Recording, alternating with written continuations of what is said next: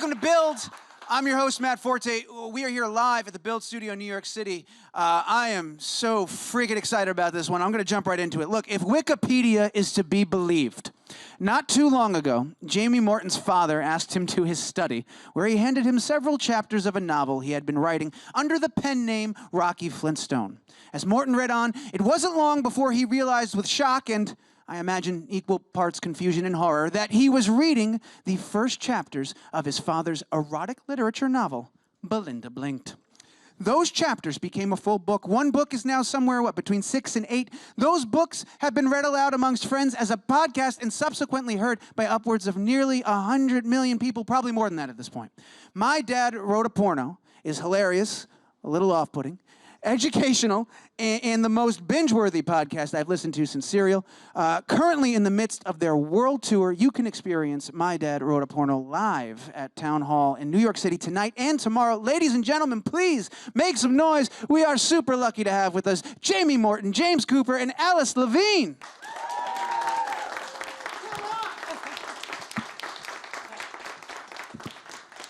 Hi. Hi. Sorry to make you sit there throughout. No, it's fine. That was really awkward. I'm like, go on. Yeah, we couldn't. And it's over 100 million downloads. It's over 100 million. Well, I don't know. It's Wikipedia. They can write anything. Everything else is true, though. Was it really? Well done. Yeah, Wikipedia. Who knew? Yeah, I do really deep research here. I go to the first and only website that everybody goes to, and I read and trust implicitly whatever is there. That's all you need. That's it. And you just go to the grid bit where it summarized it rather than read the actual article. The modern day Cliff Notes, the grid bit on Wikipedia. That's it. Guys, congratulations on this phenomenon, on this whole thing. This is absolutely incredible. I'm very excited to talk to you, especially about the conclusion of Book 3. We're going to get to all of that, okay? But I want to start with a little bit of background. I want to start first with a question I imagine you've been asked 1,000,000 times, but I'll ask it 1,000,001, and that is, why? It's a good question. I'm not sure we have the answer to it, but we ask ourselves that every day. Yeah. There are so many whys. Like, why did my dad write it? Why did he give it to me? Didn't I got a friend to show it to or something? Why did you share it? Why did I share it? Why am I reading it out to the world? Why am I traveling with it? Why does anyone want to come and see us live? I mean, there are so many whys. But I have no answers to you, really. Any theory? Well, I mean, I just thought it's the most kind of healthy thing to do is to share it. Because to repress it is just going to be years of therapy that I can't afford. Much darker also, road. it's just, the world deserves to hear this shit book. I think it just really is important that we get it out there, you know? Because no matter how embarrassing your dad is, it'll never, ever be topped by Rocky Flintstone. When we first heard it, we couldn't breathe. We cleared a bar because we were laughing so loud. It was so funny. And we were like, we've got to get, like, people need to hear this. Maybe we'll only find it funny, but it's worth a try. Yeah. And Alice particularly had it in her head for months afterwards. She was reading it to anyone who would listen. Yeah, every time I did a job or I was in a different place, I would just find the opportunity, which there aren't many segues into he grabbed her cervix, but I would find a way to talk about it. And then we just thought, well, let's sit down and record one and see how it turns out, and play it to Rocky, of course, to see if he approves it with his great editorial head. We know that he has such a great creative ear and eye. So but like James said, we were in this quite well-to-do North London pub, like very posh, actually. What you would imagine in like a Richard Curtis film, like, you know, open fire, and then we were reading this stuff like about, well, I mean, vaginal lids popping. Lids, mainly the lids. The lids. Oh my God, the lids. That was one of the first things that this is unbelievable. But I have to say, that is a very appropriate setting, because as I was mentioning back in the green room, and I don't know if this is limited to the American audience, but there is something about this, that the fact that you guys are delightfully British, that like there is an inherent unashamedly British. There is an inherent sophistication for us in the way that you speak. So when you take that and you juxtapose it with the vaginal lids and the grabbing of the cervix, all these different things, it is the perfect mixture, the perfect thing. Do you think that this works if you don't talk the way you do? We are the Harry, Ron, and Hermione of pornography. I think we have realised that at this point. And I don't know, maybe it wouldn't work in the exact same way. Just because obviously Brits are really prudish. And we're quite prudish as well. Yeah. A lot more prudish book 1 than book 3. Yeah, these days, anything goes. We don't care. Yeah. Blue semen, anything. We're not even bothered. It's absolutely unbelievable. All right, so let's talk a little bit about what goes into. Actually, before I get to the prep for the podcast, I'm curious. You do the one, you show it to the family. What is that response? What do people think when they hear it aloud? Yeah, so Al, as Al said, we did one episode, played it to my whole family, my dad, my mum, and my 3 sisters. My mum stormed out of the room. She was having none of it. She was like, just, you can listen to it if you want. I want nothing to do with this. And then I saw her like hiding on the stairs, trying to listen in. And I was like, come on, Mum. I know you're a little bit intrigued. If not, fully invested at this point. And actually, they all loved it. And we wouldn't be doing it if any of them had any problems with it, because obviously that would be horrible. But my dad's the biggest fan of the podcast. I think at least 3 million of those downloads are my dad. Only because he doesn't understand. So he's like downloading, deleting, deleting. He's the biggest fan of his own work, clearly. Well, I was wondering, and that was another question I had, is what is Rocky's level of self-awareness in regards to this whole thing? Because I fear for like a Tommy Wiseau, like he poured his heart into these books and the world is laughing at him kind of thing. But it sounds like he's on board. He loves the Yeah, but he thinks he's operating on some sort of higher plane and will get it one day. Yeah. He thinks the world's not quite ready for where he is. He's like, you know, guys. He's used the phrase, what did he say, when you're older? You'll understand when you're older. Yeah. I'm like, pretty sure we won't, Dad. But I think that the Tommy Wiseau reference is a really good one because we all loved The Room really early on and had a real affection for it and watched it a lot of times back when we first discovered it years ago at university. And I think that kind of culty thing is what maybe people like about Rocky's writing. Like all those internal references, like in The Room, the framed picture of the spoons. Like people love those little things. So I think because as much as we love to tear it apart, he has created a world that you kind of want to know what happens to people, which is fucking bonkers because nothing happens to anybody. But nothing makes sense. You hope, you live in hope, so you read the next chapter. And he has this amazing wealth of being able to create these really intriguing characters and then just losing them after 2 sentences. Yeah. You're like the youngish or the youngish man on reception or the smallish man dressed in black. They're there for a whole chapter at the most. Or you think you know who they are, Bella, and then they become Donna, and then they go back to Bella again. Yeah, he forgets character names. He forgets what he's called a character. Which is why it's important to remember. Does he forget? That's the big question. Is that not part of Rocky's genius, potentially? Well... Or no, it's no. No, he forgot. He did definitely forget the belladonna thing because I did mention it to him, and to see his reaction in real time, we're on a bus actually in London. He was like, "Oh, yeah, that.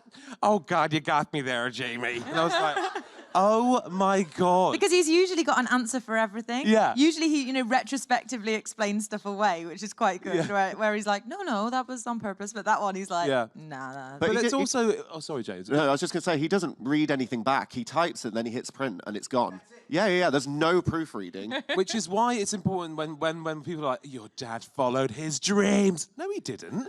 He sat in the garden shed and wrote porn. That's no one's dream. Is that bit true as well? It was on the Wikipedia that your mom wouldn't let him write it in the house. Well, she's banned it from the house just for her own sanity, I think. Okay. He has to write in the pavilion, which he calls the garden shed. Pavilion. But so that's the thing. He is fine with us kind of mocking it because he's just got a great sense of humour. I mean, not only did he write these books, he sent them to me, so he's a bit of a wind-up merchant anyway. So. And the kind of the Northern Irish thing, like he just loves to joke and to take the piss, and like he's not. I mean, we'd be lying if he's an eccentric guy. Like he's a lot of fun. So this is not like a normal straight-laced dad who's like, no, I actually sent you this to write a book report on, and I'm really upset with what you've done with it. I sent you that in confidence. Yeah. And also, so many people love him now, so it's kind of worked out well for him. Yeah, in the beginning he'd only sold like 3 ebooks, which was us 3, I think. We just bought one each, and now he sold 5. So it's been a big great. deal. It's been a roller coaster. He's almost doubled his audience. It's great. Well done, Dad. It sounds like he was kind of in from day one. Was there a moment or a ripple effect or something, a defining time where you guys realized, holy shit, this is like a real thing. This isn't just us sitting around bullshitting and reading this book. This is a thing now. I think, so we quite quickly realized people were listening. I mean, don't get me wrong, in the early days it was smaller numbers, but it was growing quite quickly. And then after chapter 3, so 3 episodes in, Elijah Wood tweeted about it, and he was like, Dad wrote a porno, it's hilarious. We were like, we freaked out. We sent it around. We're like, guys, Frodo loves it. You're giving us in, guys. Or Bilbo, as my dad calls him. Literally doesn't know which one he was. He's like, oh, great, you got Bilbo Baggins on the show. Famously Frodo, but yeah. In the right ballpark, well done. So, you know, for someone like that to be listening, but also it made us realise that people were listening outside of, well, London even, that people were listening in America. I think we were quickly like, okay, we might be onto something here. Rocky might actually be good. Well, maybe that good's a strong word, but yeah. A version of good. Yeah. Yeah, it's goodish. And then that kind of snowballed because I guess once somebody takes the leap, so once Elijah was like, I will put my name to this, then other people came crawling out from, you know, under their under rocks, under their porno rocks, and were like, yeah, actually, I've been listening to it too. So then It's a weird group of people, right, that need their porno approved by Elijah Wood. Like, I can only engage in adult literature that's been approved by Elijah Wood. Yeah, Wood's on board. We're fine. Yeah, this one's Wood approved, guys. Got it. And the great thing is he ended up coming on the show. Like, once he tweeted about it, we invited him. We were like, would you come on? Would you come and talk about it? And he said yes. He was on at one of our first, we do footnotes outside of the main episodes where we talk about saying themes just feels a bit, giving it too much gravity. We're definitely over-intellectualized. Talking about dad, really, because everyone's like, what's your dad like? Because we've had quite a few people on now, like Daisy Ridley, Nicholas Hoult, Michael Sheen, just really great people that we love. And all they want to talk about is dad. Who is he? Why? Is your question of why always comes up. So yeah, it's kind of been fun to explore the world around the books through the footnotes. Has Rocky ever told you why? Was there ever, when he sent them to you, was there a preface? Was there something? Did he prepare you in any way for what he was handing you to read? Literally not a word. Well, he said he was writing a novel because he just retired, because he was a builder, of course. So obviously, you know, good with the words. And he was like, It's I'm writing a building novel. block of a different nature. Exactly, yeah. He can't build a story, but he can build a house and a pavilion. But he was like, I'm gonna slash garden shed. He's gonna write this novel, and I just assumed it would be like a James Bond rip-off thing or like a pirate swashbuckling, you know, epic. Sent it to me, and then the first sentence is Belinda getting naked in a job interview, and I'm like, oh my God, it's pornography. But the only thing that I think, or that he's ever admitted as to why, is because he heard that E.L. James made so much money with 50 Shades of Grey, which he calls 50 Colours of Grey, because he's done that much research into the genre that he writes. Hasn't even read the title. Hasn't even read the title, let alone the book. Yeah, exactly. That's all I got. And so I think he just was like, this is a really easy way to make a quick buck. And if she can do it, anyone can do it. Turns out they can't, because he can't even spell. Unbelievable. I love it. I'm blown away by the whole thing. Yeah. Okay. So let's jump ahead for a second. You guys, you just finished. You're working on book 4, I believe, right? Book 4 is coming. We've confirmed that. Well, the book is, of course, done. Right, but I mean, you reading it. But Jamie is psyching himself up to do it, yeah. So you're psyching yourself. He's written, do you have an official number of how many he's written? How far? I think he's on book 8 at the minute. But He's on 8. I mean, You can't stop we him. mustn't call them books. They are pamphlets, leaflets. Yeah. They are A collections of collection. words Is on a there page. fear of like a George R.R. Martin-esque scenario where you guys surpass the book, and now what do we do? Now what becomes of the podcast? we all go home. I think it's I more can hardly likely- wait. Then you're done. And then we are released from this terrible bind. Yeah. I think it's more likely that Jamie decides to stop before we get that far. Book 8 seems... Yeah, we A have long way we have away. hopes and dreams, you know, want Yeah. to start families, like have a normal life. Can you imagine if you were just shackled to it and he's like, I'm on book 72, and you're Honestly. like, no. Like, great, keep writing. Good for you. Well, that begs the question then of how much, because you guys, you churn these out, is it a big undertaking? Is it a lot of work? You're sitting there, are you editing the text at all? Or because you get for time and things Never of that the nature? text. We're No. editing Us. You're editing you guys, Because and that's a lot. So when we started it, and I say we're editing it, Jamie is a professional editor, so we had that very useful skill set on our side. But when we started, because none of us are or were comedians, we kind of wanted to give ourselves that safety net of being like, we're just going to chuck jokes out there and stuff won't land, but you're not on a stage and you're not on a TV show, so we're amongst friends, so we'll just keep the best bits. Yeah. And I think we're really lucky that we get to do that, because there's a real trend at the moment for quite meandering podcasts which are, streams of consciousness, which I love too. But this is a different thing with a narrative, and you kind of want people to be pulled through the narrative. Yeah, finding that balance between us and the book is quite. And also, we make a lot of jokes that don't land. So yeah, we can be recording for like 2.5 hours before we get it down to that like 40 minutes. But as far as the book's concerned, it's never been cut down. The text remains the intact. original text pure. is the holy grail. Yes, Unabridged version. Yeah. Like the Bible, we cannot touch it. And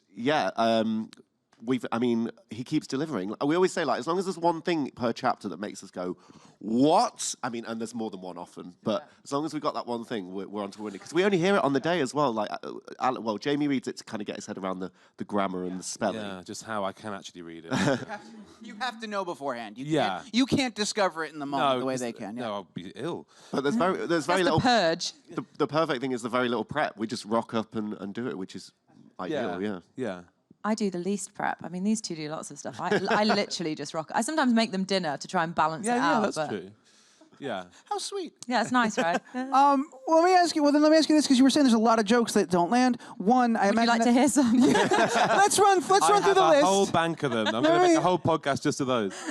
One, I imagine, is that difficult when you're editing to know, is this not funny, period, or is it just not funny to me? Like, or do you know?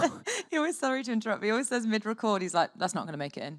Yeah, while we're doing it. Let it breathe. Yeah. Like, let me get to the end of it. He's like, I'm never going to put I that can't help it, though. It's just how my mind works. You have to, right? Yeah. You have to edit while you're doing it. Okay. You have to be very objective when you're editing a podcast. Not editing anything, but Can you particularly imagine being yourself. mid-joke and someone just being like... I don't say it mid-joke.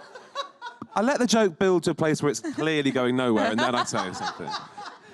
Thank you for that. And then you could stop. You could stop what you're doing. I'll let you rest there. That's enough.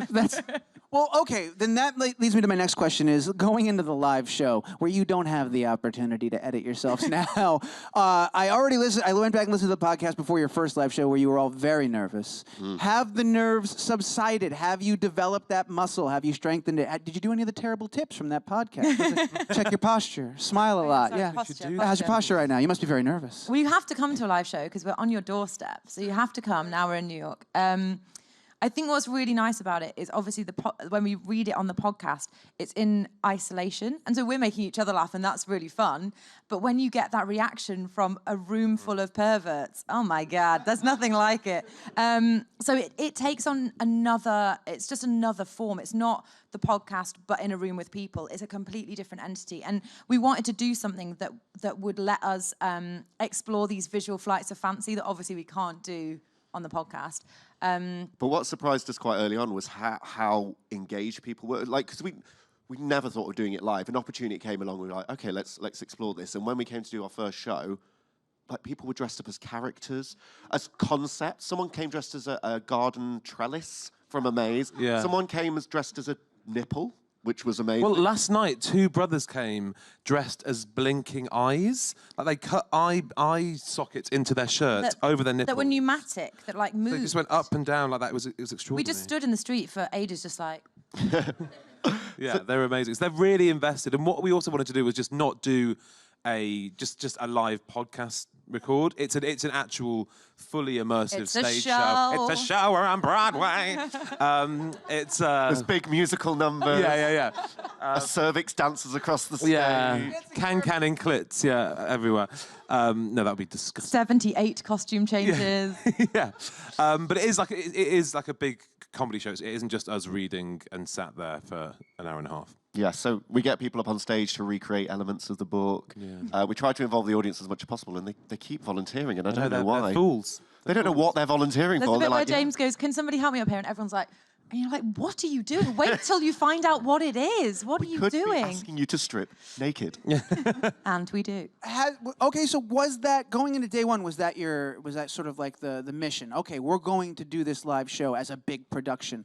Or did you feel it out over the course of doing the live shows? We could do this. We have the freedom to do that. It certainly evolved, but we had a very strong vision going in what we wanted to achieve out of the show, didn't we? We didn't want it just to be us. I mean, we are slightly joking. It's not Cirque du Soleil. Just before people book tickets and they're like, I thought there'd be acrobats. This is terrible. The scenery is very cheap. It's just the chairs. But yeah, like Jamie says, we wanted to make sure that whatever we were doing in another space because podcasts are a very particular type of medium. Whatever we did elsewhere had a point and was a different offering to what And we were doing belonged with in that space, you know. We just wanted to make it an actual show that people can engage with on a different level to the podcast, but also... And people come who haven't heard the podcast, Yes. so I guess that's a good testament to it. People, I mean, a lot of people come who are +1s and are clearly like, what am I doing here? What is happening? I feel like sometimes they're first dates and people are like, thank you so much for your time. I'm never seeing you ever again. Or people come in like a trench coat thinking they're going to have a bit of fun on their own, but Because there's it's a none of that porn either. live show, you could see how they would get confused. Yeah, no, you can't really. I guess you can't blame them. Yeah, you can't blame them. Can't blame them for trying, can you? Can't blame them, but you can shame them publicly. 100%. Rightfully so. All right. We've talked a ton about the live show, well, a bit about it, but I'm very excited to see one of them. I know tonight is sold out. Are there still some tickets available for tomorrow night? Did I read that right? Yeah, we Yes. added Friday night as an added extra Friday show. night. So yeah, there are still a few tickets. So, Fantastic. We'll So, squeeze you in. We'll put Really? a chair at the front. Go on. Yeah, oh, yeah. fantastic. Put a chair next to ours. Can you imagine just that? No light. Please don't put a spotlight on him. Please don't put a spotlight on him. But I do want to, before we turn over to the audience, I'd be remiss not to discuss the actual podcast itself at all. I just finished, as I was talking earlier, book 3. What a cliffhanger, my friends. It's a cliffhanger. It's of a cliffhanger massive proportions. Yeah. Proportions. Forgive my ignorance. Has Rocky ever left us hanging this way before with such a mystery in the air? I mean, this is the biggest bombshell we've ever Right. known. So basically, what's been revealed is there's a spy in the organisation. You don't know who it is yet, but there's a spy. But there's things like Belinda once crashed her car, and you didn't know whether she lived or died. As it turned out, she had a puncture in the tyre. Flat tyre, yeah. Flat tire, yeah. She's fine. But this is colossal compared to his usual twists and turns. Just to say, if people don't know, it's a spy within the pots and pans industry, which is already an industry that people are very intrigued by. So, you can imagine how this is in real life causing ripples, because this feels like an expose now. So The thing is, though, is that because it's my dad and he can't write, you know, I say that with love, he's going to forget by the start of book 4 that he even wrote the last chapter of book 3. I believe in him, That's no. my biggest worry, is that he'll just be like, oh, yeah, that was weird. Anyway, Belinda sat in the office. It's like he doesn't really think about it in terms of narrative or structure or story or character or anything that you come to a book for. I don't know, though. I don't know if this is him coming into his own. Yeah, I feel like Matt agrees, yeah. Well, I mean, I hope so. It'd be nice to read something other than shit porn, wouldn't it? Yeah, It's a story, I'm there. Would it be? I feel like Then it's just my dad wrote a novel. That's just showing off. Oh, yeah. But I feel like as you've evolved the live show, perhaps he's evolved the story in the book. Well, you can tell, I think, as the books have gone on, that he has got a little bit better. Yeah. A little bit. What are you getting from me? Well, I hate to go back to this, but I am curious because you said it comes from a place of love, and you've talked that he's the kind of guy that loves to make fun of stuff like that. But has there ever been a moment where he was like, "You guys really think I can't write?" Or does he know that he's shit at writing? Like, does he? He doesn't think about it. Does he know? That's really harsh, and he's going to be upset by Yeah, that. you're so cruel. Why are you being so mean about my dad? That's really Jeez. dark, actually. Only That's- just met, Matt. That's someone's father, so you should just watch it. Yeah. I can't come to the show anymore. Remove the chair. Remove the spare chair. Do you know, he doesn't even think about it in those terms. Like, he's an amazingly just impervious person. He just doesn't really get. He's impossible to offend. You cannot offend him. He just doesn't. I've care. tried a lot. It's just not. It just Doesn't won't work. happen. He just loves the fact that we're doing something with his book. I think these two have known him for ages. You know, we've known each other for like 15 years. And so the fact that we want to engage with something that he's written, I just think he loves. How often do your parents go like, "Oh, I read this article, or I heard this thing on the radio, or saw this TV program. I want to talk to you about it, or I'll send you a link to it so we can talk about it." And you're like, "Yeah, cool." Delete email. Like how my mum does it all the time. I'm like, "Yeah, I'll definitely read that." Not because you regress, don't you, into like a 14-year-old where you're like, "Mom, God." Yeah. But with this, it's like we're actually. We're Engaged, bonding yeah. over something that he's made, and in your family as well. There's a real kind of comedy one-upmanship. Like, oh, you take take the mick out of me there. It's a kind of a back and forth. We're a big Irish family. You know, you've got to be you've got to shout to be heard. And the only way you can cut through the noise is by writing pornography. That's the ultimate. That's the way you do it. Yeah. I guess the last question I'll ask before we go over to the audience, this is kind of a sweet one, is how has it affected the relationship then? Are you closer with Rocky now? Are you closer with your father? Has it affected your relationship with your families in any way? For better or worse? Well, You take the Rocky one. Shall I start with me? hit us up with It actually hasn't changed our relationship at all. If anything, I just hate him now. No, I'm joking. No, it has. It really has brought us together because we're working together, and that's really great. And I've got to know him on a different level. Well, on many different levels. But it's been really fun, and I call him like pretty much every day now. We're in constant contact, which we weren't before. And to go on, and I think because it's been so successful, and we're traveling the world with it, and having a million really exciting conversations constantly, and to be doing that with my dad, I mean, and my two best friends, I mean, it couldn't really be better for me. It's just been the most amazing experience, and yeah, with my dad as well, just to get him an insight into our world and what we do and what we like and what we kind of have been building for the past 10 years. He calls in us the industry. London media types. Yeah. He's like, just ask your other London media type friends what they think of it. We're like, we will do. Thanks, Rocky. Yeah. Like he like gets it now, which is really nice. Exactly. We'll We'll text media and see what they think. We're all in one big WhatsApp group. Yeah. But what you How's it affected our family? Well, I feel like it's weird for you. I mean, when you were Skyping your mum the other day when we were about to do a show, and it must be so weird that she's like, "How's the porn show going? Yeah. Like, how is everything?" I think, when she goes to tell friends what we're doing, she's like, it's called My Dad Read a Porno. It's not the kind of thing you want to be saying that your son's involved in, let alone your husband and your son. She just says James is in Cats. He's in Cats on the West End. It's fine. Yeah, he's on Broadway. It's a musical. That's all you need to know. No, she's very proud, but I think that the material is probably... Not to her taste. Yes, exactly. I don't know. I'm not sure if it has changed the dynamic in my family, but they're very engaged with it, and they've been to a lot of shows. And actually, my mum and dad they would maybe be sad to hear, but they don't usually follow anything that I do. So I'll be like, I did this thing, and they're like, oh, cool.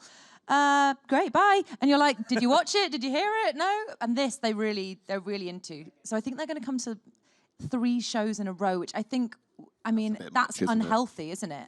Really unhealthy. We're doing the Royal Albert Hall back in London in June. Yeah. But I mean, which is insane. Which is a dream for parents, and then you're like, we're doing our porn show at the Royal Albert Hall, and they're what I'm like, doing there. Yeah, exactly. Yeah.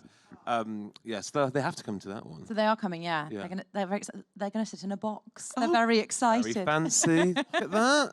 You're like the Queen. Yeah, I think so. They're furthest away from the stage. They just don't want to see stuff. I think they're Yeah. just like, where's at the back?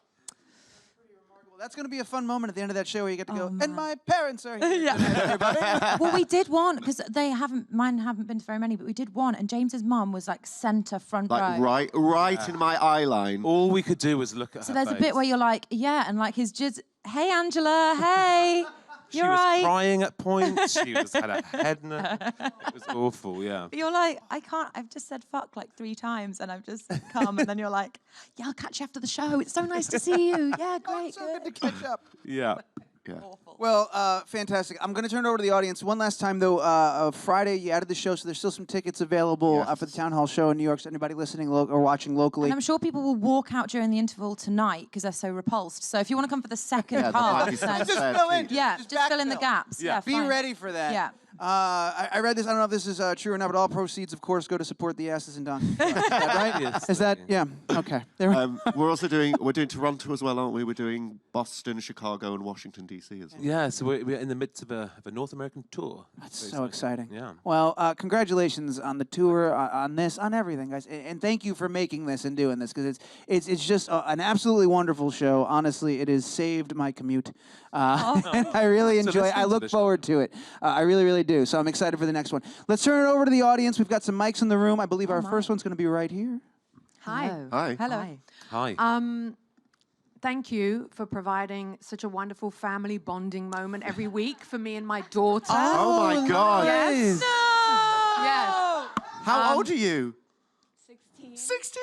Oh God. You're allowed to listen. You've taken care of a lot of very awkward conversations. First Right, there you go. Thanks so much. She knows everything now. Yeah, great. I mean, not the all correct accurate, stuff, but she knows perfect. stuff. Yeah. Oh, Are you going to go to the Coming show tonight? tonight. Oh, great. Yeah.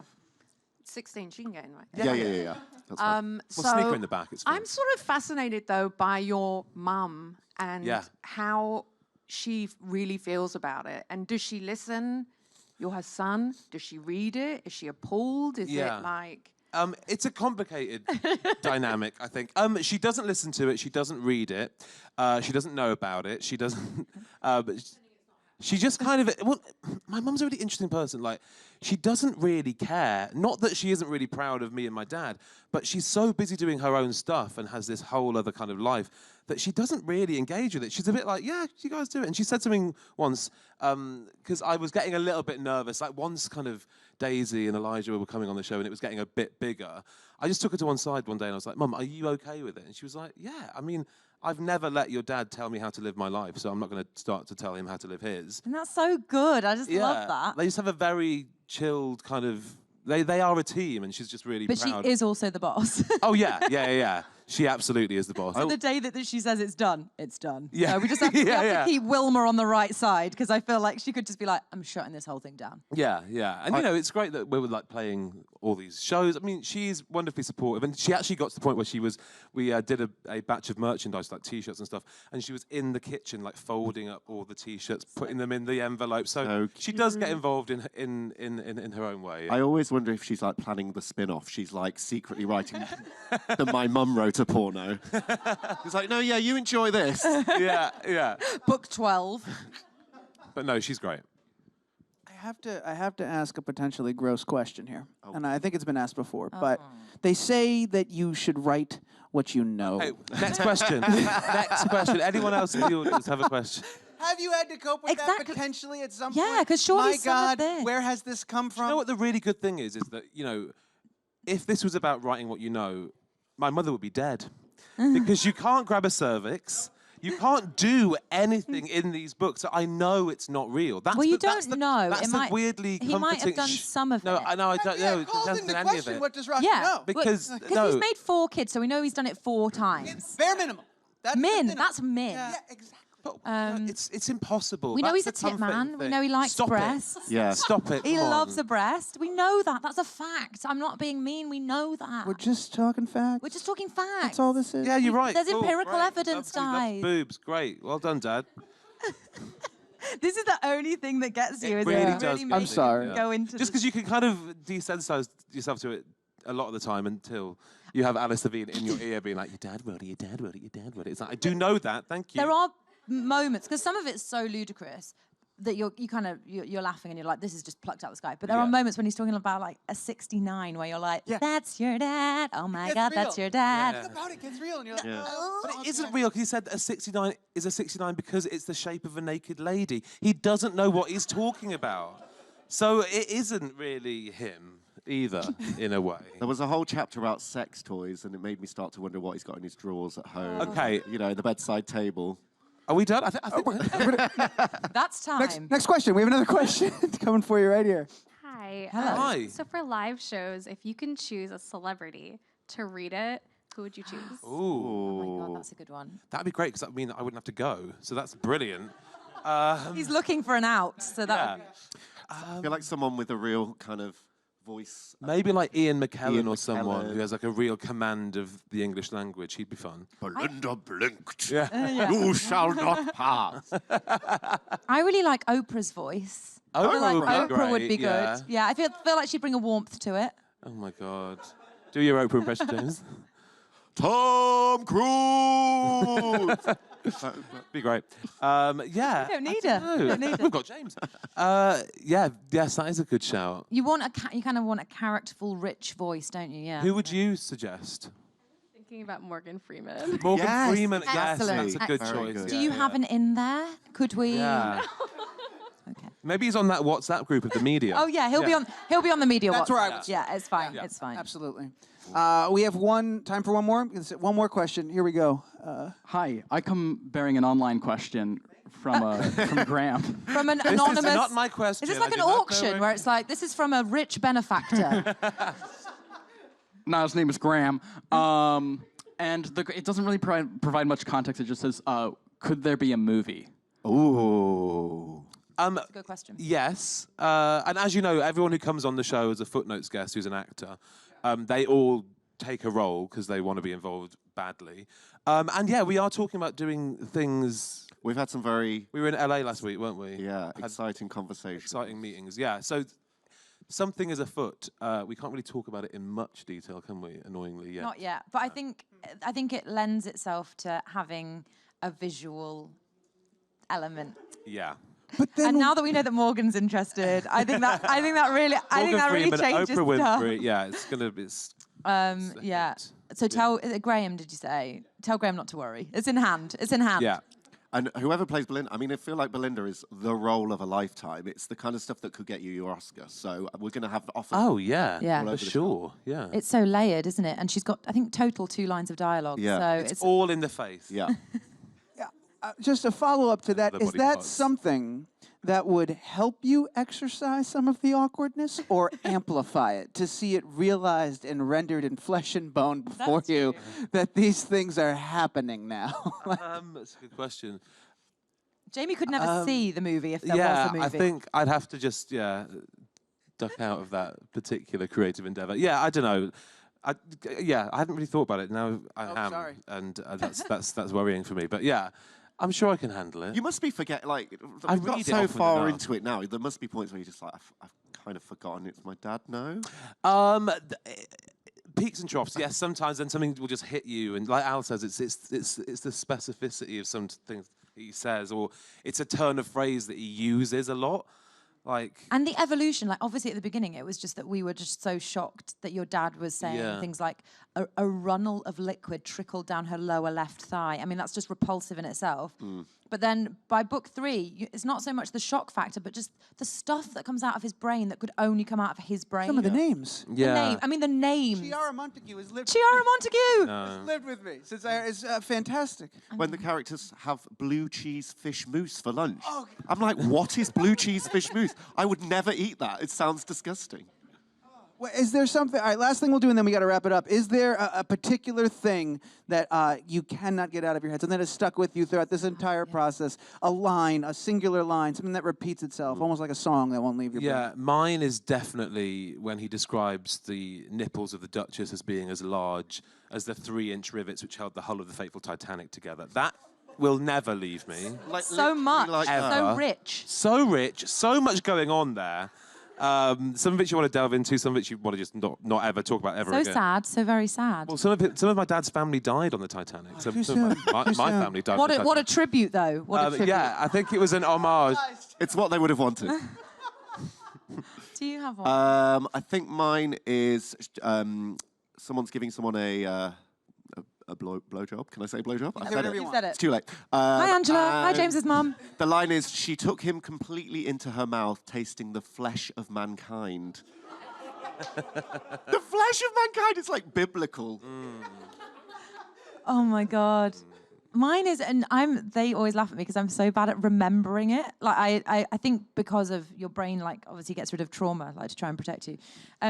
The steak, ass and tits bit. Yes. When they're on the ranch, they're on in fact in Texas, right? In Texas, yeah. And on the menu is steak, ass and tits, which is quite the trio. Hank Skank just goes, steak, ass, and tits. You can't beat it.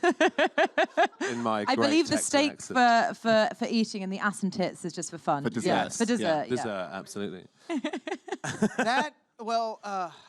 Obviously we could do this all day, but you have a lot of stuff to get to, a lot of No, places to be. should we just do it all day? Oh, well, fantastic then. Cancel the next one. We're going to keep going, everybody.